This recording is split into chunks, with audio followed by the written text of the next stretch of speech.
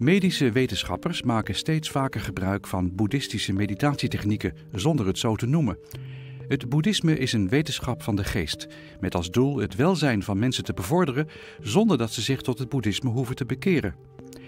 In Keulen werd een conferentie gehouden over de relatie tussen meditatie en geneeskunde. Een aantal wetenschappers sprak daar over de invloed van meditatie op de gezondheid van de mens.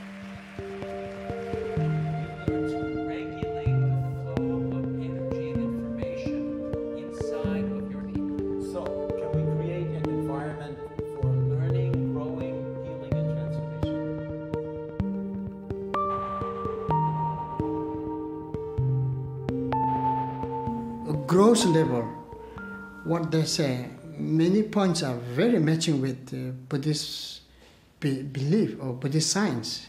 It's very surprising. Like we call third eye. Yeah? Third eye, we're pointing here.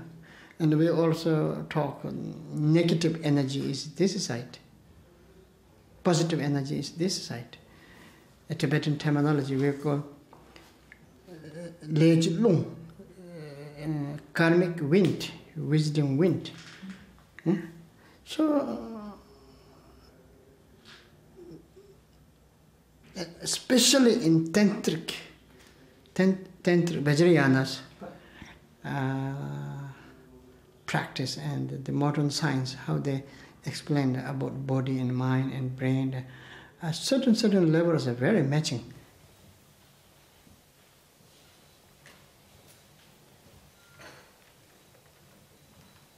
So let's just let ourselves drop into stillness. Sometimes I use a tennis ball, but I forgot it this morning to just drop the tennis ball right into this moment. Establishing yourself in a posture that embodies dignity and wakefulness. And as I said, just dropping into the present moment. Opening to the sensations of the breath moving in and out of your body. And feeling it wherever it is most vivid in the body, whether that's in the belly, in the chest, or at the nostrils, or for that matter, a sense of the body as a whole sitting here, breathing.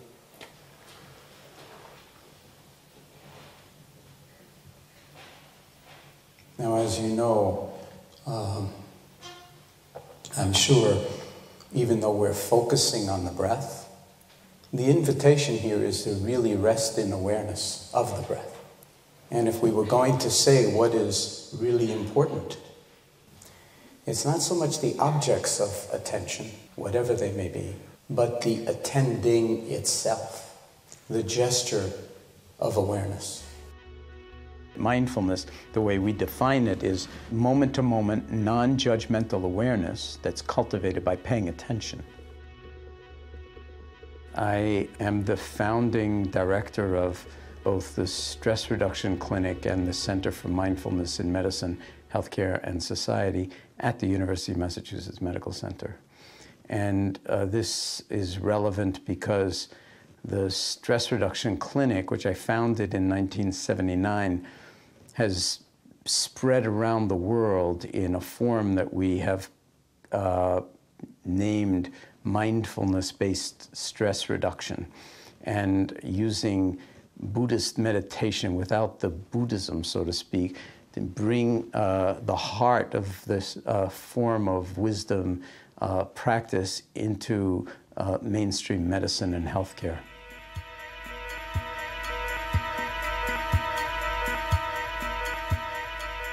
It's the obscurations that create the problem. The deep conditioning.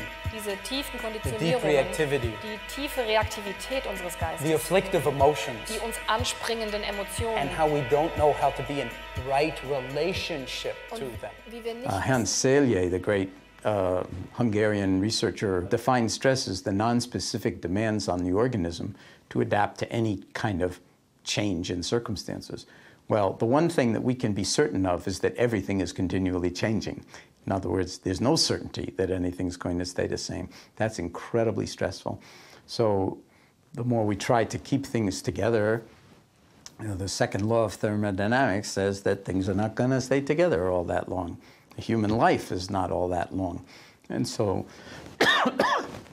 The real challenge is not to get rid of stress, but to understand something about stress and how we react to it and learn to respond more mindfully rather than to react completely mindlessly and automatically and mechanically. And that's something that can be taught in kindergarten. And the earlier it's taught, the better, because, you know, a lot of the chronic diseases actually start in childhood. And the stress of, say, airplanes flying over school buildings, for instance. I mean, it's demonstrated that in schools that are under the flight paths of the Los Angeles airport, for instance, the kids have higher blood pressure than schools that are in the suburbs that are not under the flight paths. And whether it's fluorescent lights in the classroom or loud noises that we have to tune out, there are stresses all over the place in our society, and we're never going to get rid of them, but we can learn to be in appropriate and wiser relationship to them so that we change the things that we can change in life, and we learn to really adapt effectively to those things that we can't. Otherwise, what we wind up doing is medicating ourselves to deal with all of our emotional and physical stress through overwork is one way to do it. Overeating is another way to do it. Addiction to drugs or alcohol or anything to numb ourselves out so we don't feel what we're actually experiencing. The mindful approach is to move right into and put the welcome mat out for whatever we're experiencing and then find skillful and adaptive ways to work with it.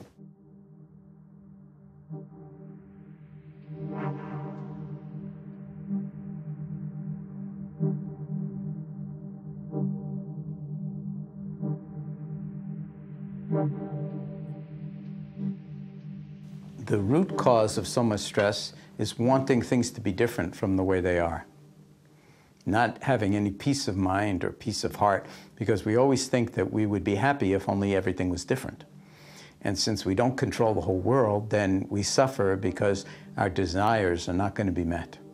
Or even if they are met, let's say, you know, everything is going our way, then we have this little thought that arises in the mind, how long can this last? And then we get depressed or frightened and we'll suffer some more. So whether you have it good or you don't, the chances are you're going to wind up, you know, stressing yourself. Now, very interestingly, it's been shown recently in a study at UCSF in San Francisco that stress actually accelerates the aging process by increasing the rate at which the repeat subunits of DNA at the ends of all of our chromosomes, which are called telomeres technically, it increases the rate at which they are degraded. And when those telomeres are degraded in our cells go into senescence. They can no longer grow and divide. And so they die. And we are our cells, so to speak. I mean, this is a universe of, you know, trillions of cells. And when they are used up, they are used up. So if stress accelerates that, chronic stress accelerates that process, then the sayings that we have in English, that experience took years off my life, turns out to be true. So now we have biological evidence that stress needs to be handled appropriately or it's going to be really life-threatening. Now, if you care to, let's take a few moments and see if we can expand the field of awareness around the breath sensations in the body until it includes a sense of the body as a whole, sitting here breathing. It's the same awareness, only now a little bit more expanded.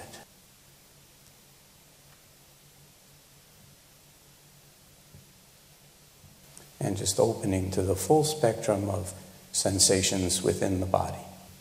The breath moving in the body, and to the degree that you can feel it, the air in contact with the skin.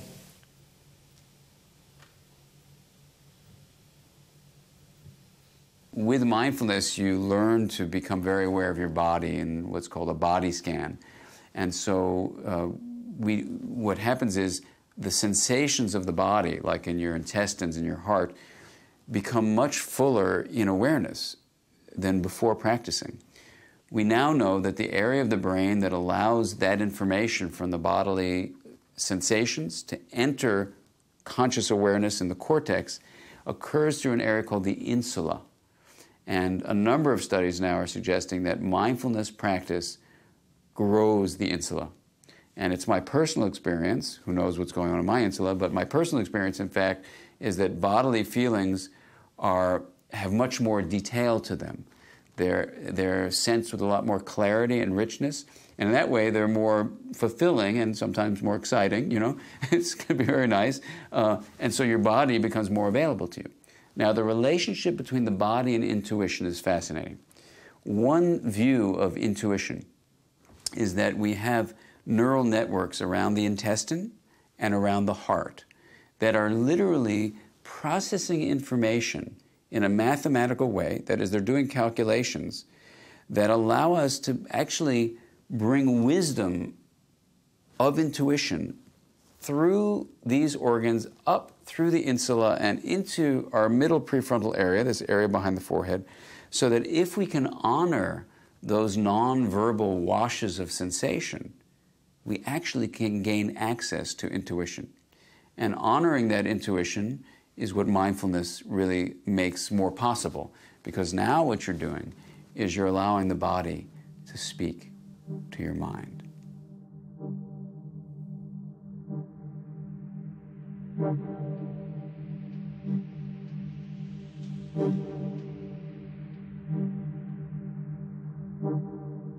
What we're beginning to learn from neuroscience is that the way you pay attention focuses neural firing in a very specific way.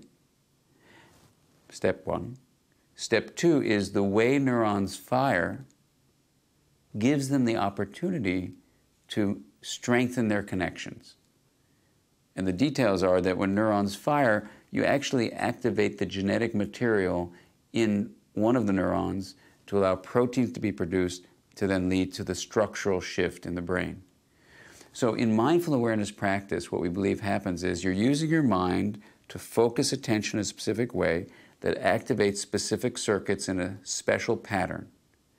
That pattern that's activated over and over again reinforces the connections among those neurons. So in practice, what you had is what's called a mindfulness state in that moment becomes a mindfulness trait.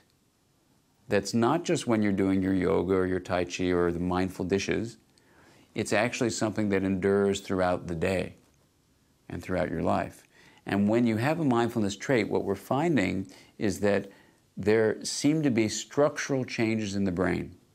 So that specific areas of the brain, for example, an area called the insula, which allows you to be aware of your bodily state in the present moment, is thicker in mindfulness meditators.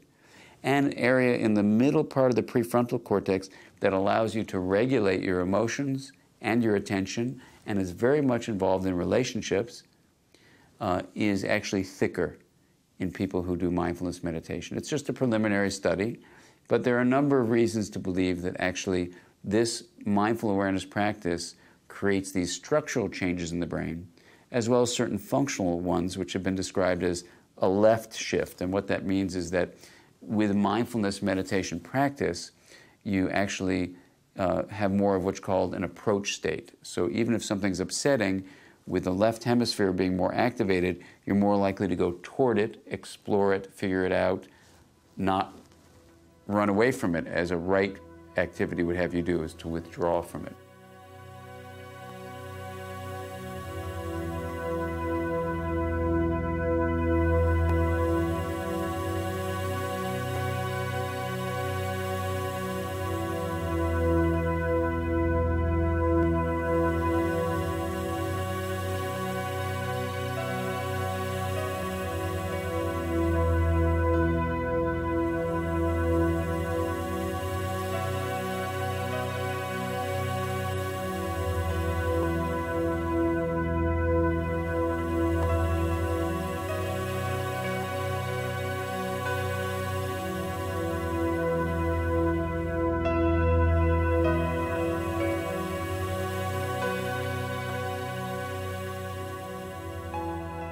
Three major ways it benefits health.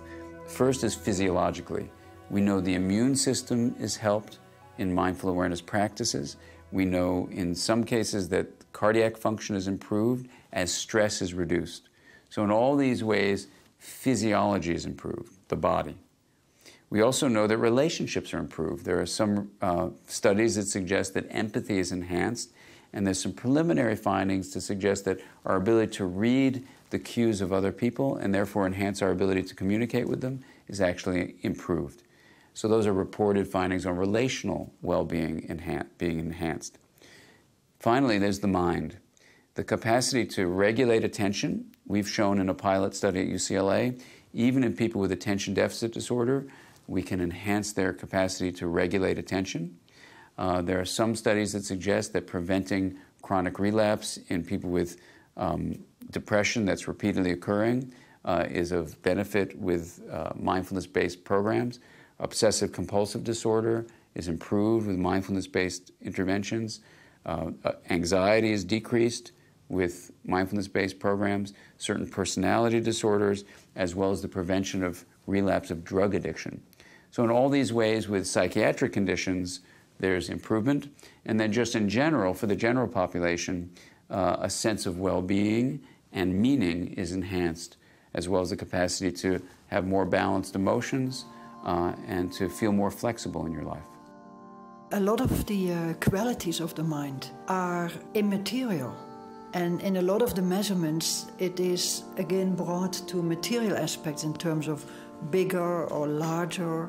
It's very profound, one hand, because Nagarjuna says, Duche Rabdu Matupin, Dumachita Kalatu. Duche is Lu Tashabare Mato, Tashi Chena, Duche Sigenki, Zetu Muyuji, Temebro. Nothing Dumachi Sigenji Yomari, Lu Tashabarum, Duche Dumachi Niga Lu Tashabar. Lutar. If you want to change the world, and in particular, if you want to change institutions like medicine, you have to have evidence that what you're doing makes a difference. And anecdotal evidence has never really been sufficient. Even though from the point of view of a patient, if they say they get better and they feel better than they have in years, you've achieved your goal, and that's, you know, that's really wonderful. But you can't take that and convince scientists, hardcore scientists, that that is anything more than, you know, an anecdote that doesn't have any sort of more global or more general application. But if you do randomized clinical trials, and if you study the nature of the changes using the most refined methodologies of studying the brain and studying the immune system and the various organ systems of the body, and you can show that in an 8-week period of time, people's physiology changes and their brains change and so forth, then if that correlates with the changes in their mind, people say, wow, that's pretty impressive. And that kind of data and those kinds of scientific papers can gradually shift the mind of people who were extremely skeptical that meditation has any place in medicine whatsoever. If I were just a neuroscientist, I might be speaking very differently to you. For example, I might say, the mind is just the activity of the brain. And if I were looking at something like mindful awareness, I would bring this very limited view and tell you that somewhere in this brain is mindfulness. But that perspective is too limited. In interpersonal neurobiology, what we're looking for is something called consilience, or the parallel findings across different disciplines. So for example, when we look at the way communities function, or the way cultures are transmitted across the generations, we're examining how the mind is influencing the brain, and in many ways how the mind is using the brain to create itself generation after generation. A neuroscientist might say that the brain is what creates the mind, that the brain's activity is all that the mind is. But in an interpersonal neurobiology view, we actually see that as only part of the story. And if you just hold on to a strict neuroscientist's view, you actually aren't able to look at the larger picture of human experience. Leanne was a 7-year-old girl. When she first came to me she stopped speaking in school. Her mother had had a terrible car accident, and she stopped speaking. And in meeting her mother, I found a woman who was very flat in her expressions, not engaged with her daughter, and she seemed disinterested in the family. But one day, when I was playing with Leanne in therapy, she found a video player behind my couch. And the next session, she brought in a videotape of her birthday 2 years before the accident. And together we watched on the screen the most amazing dance between a loving mother and her daughter. And the connection between the two of them filled me with tears. And the daughter, Leanne, began to speak. And she said, "That's the way my mother used to be." So I took the scans. The mother had hit the steering wheel on her forehead because she didn't wear the safety belt. And the skull on her forehead had been crushed, and the brain beneath this had been damaged. Something was very, very different. So before the accident, she was a connected, loving, very compassionate person. But after the accident, these features were no longer available. I asked her what had changed since the accident, and I'll never forget my whole life what she said. She paused, and she looked at me and said, "If I had to put a word to it, I would say that I've lost my soul." In interpersonal neurobiology, we look at a triangle of human experience that has 3 points. One is relationships, another is the mind, and another is the brain. And when I use the term brain, I mean the extended nervous system that's distributed throughout the whole body. So I just use the word brain to symbolize that.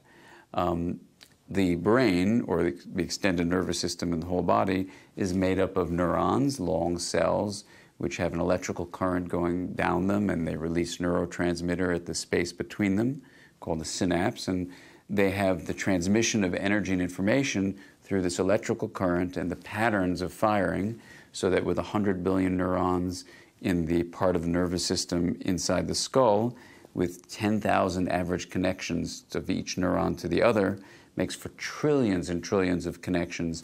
It's the patterns of firing that we believe allows energy and information to be transmitted along these neural circuits.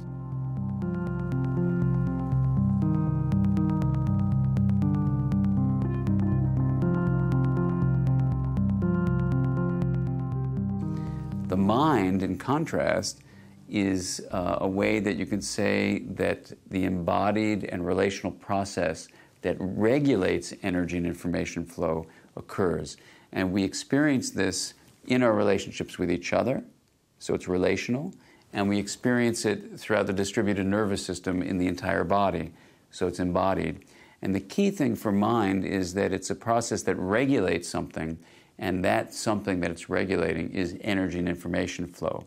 So, for example, in a culture, we can study how the mind is transmitted across the generations by seeing how energy is invested at certain, let's say, times of the month when the moon is full, and what information is placed into the communication, the shared energy and information flow. It's a way of defining relationships. This sharing of energy and information flow then harnesses the brain to allow the mind to create itself in each of the people that are communicating. So in this view, we kind of see it the opposite in some ways. As a neuroscientist, we see the mind using the brain to create itself, rather than just saying something simplistic like, oh, brain activity is all that the mind is.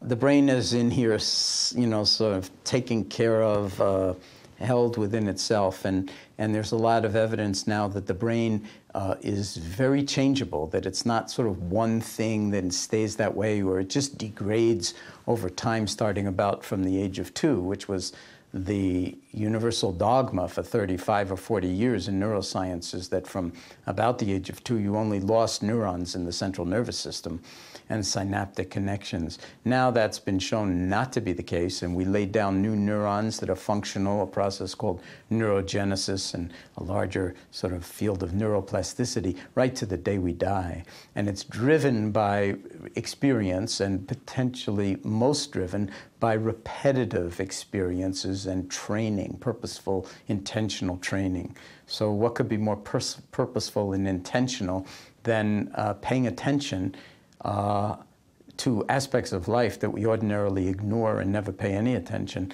And if you do that in a systematic way, there's now evidence that from studying monks and various other people who've been meditating a great deal in their lives, that their brains are very different from other people's. But nobody goes into meditation to change their brain. What they go into meditation for is to open their heart and to have a mind that is not so deranged and unbalanced that it winds up being a source of enormous unhappiness and misery for us.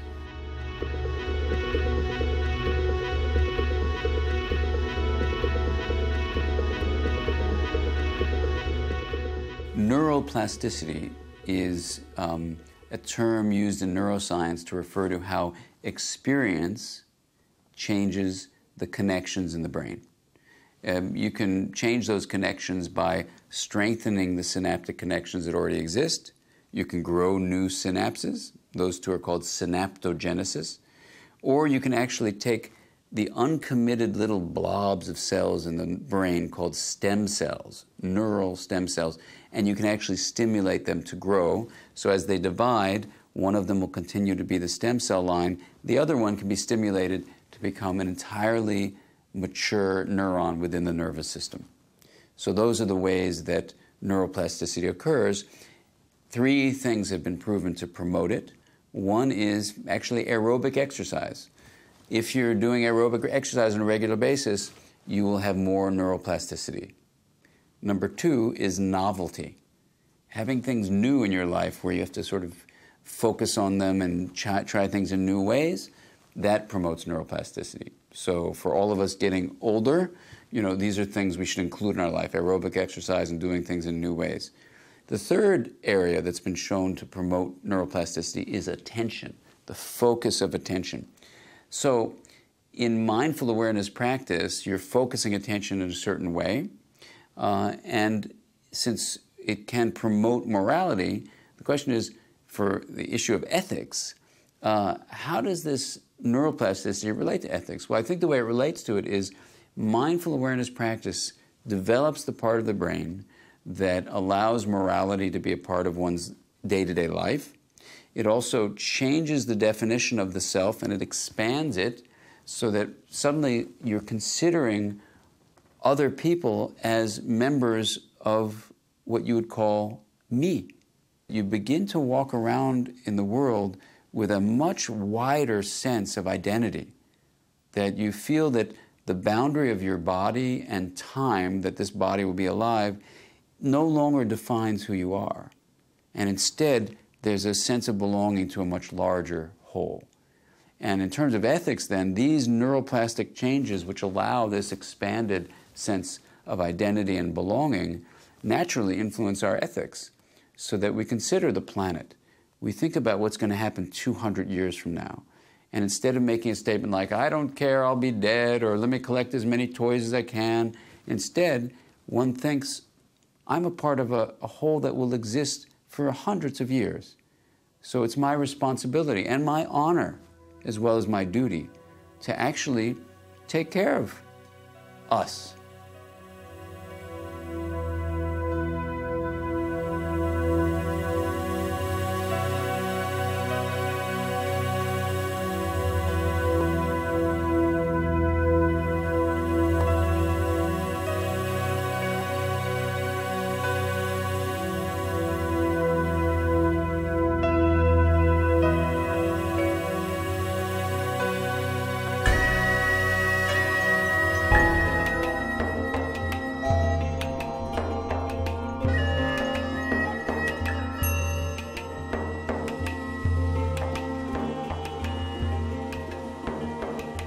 Wilt u naar aanleiding van deze uitzending reageren of een gratis programmagids bestellen?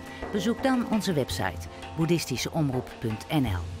DVD's van onze programma's kunt u bestellen op 010 411 3977.